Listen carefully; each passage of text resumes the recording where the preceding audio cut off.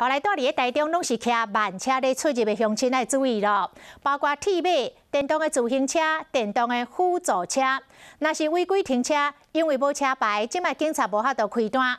但是打来，警方会先通报交通局，然后拖掉，等车主去领车，才顺续来罚钱。对这项的新规定，有不少的民众拢真支持。 人行道上有一辆脚踏车乱停，这里又有2辆脚踏车乱停，这台还用大锁将车子跟号志杆绑在一起。现在这样子乱停，在将来可是会被拖掉，而且开罚。这样是最好了，不然真的蛮乱。就是会少停蛮多的，那我们就人行道会比较好走。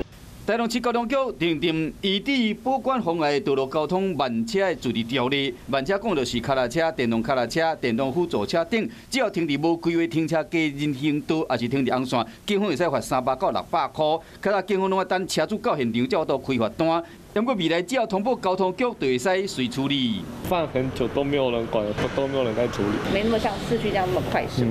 交通局讲，只要关键来通报，就会执行。拖吊流程会先用分别伫涂骹写违规慢车的特点、违规时间甲地点，再搁拖吊到台中市文心中德，还是丰原拖吊保管场。车主来领车的时，都要立罚单，另外要付一台100块的移地费加一天50块的保管费。